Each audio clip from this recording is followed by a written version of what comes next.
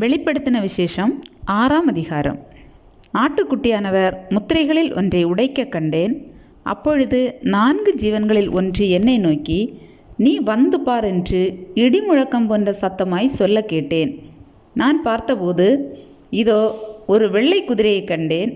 அதன் மேல் ஏறியிருந்தவன் வில்லை பிடித்திருந்தான். அவனுக்கு ஒரு கிரீடம் கொடுக்கப்பட்டது.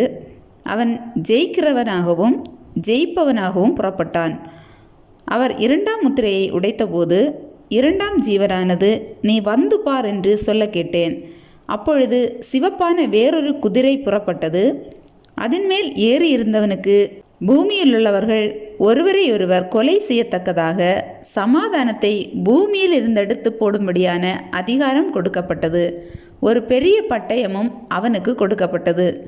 அவர் 3ஆம் முத்திரையை உடைத்தபோது 3ஆம் ஜீவனானது, நீ வந்து பார் என்று சொல்ல கேட்டேன். நான் பார்த்தபோது இதோ ஒரு கருப்பு குதிரையை கண்டேன். அதன் மேல் ஏறியிருந்தவன் ஒரு தராசை தன் கையிலே பிடித்திருந்தான். அப்பொழுது ஒரு பணத்துக்கு 1 படி கோதுமை என்றும் 1 பணத்துக்கு 3 படி வார்கோதுமை என்றும் எண்ணெயையும் திராட்சரசத்தையும் சேதப்படுத்தாதே என்றும் 4 ஜீவன்களின் மத்தியிலிருந்து உண்டான சத்தத்தை கேட்டேன்.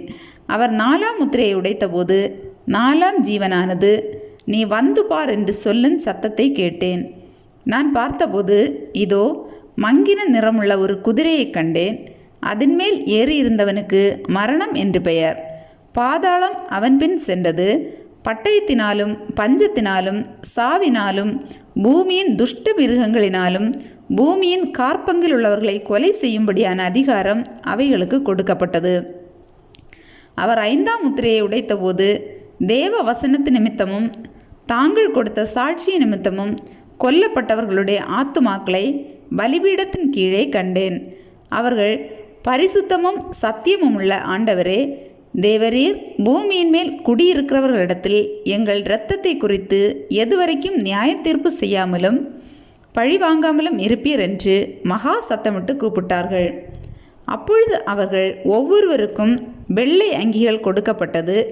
அன்றியும் அவர்கள் தங்களைப் போல கொலை செய்யப்பட போகிறவர்களாகிய தங்கள் உடன் பணிவிடைக்காரரும் தங்கள் சகோதரருமானவர்களின் தொகை நிறைவாகும் அளவும் இன்னும் கொஞ்ச காலம் இளைப்பாற வேண்டும் என்று அவர்களுக்கு சொல்லப்பட்டது.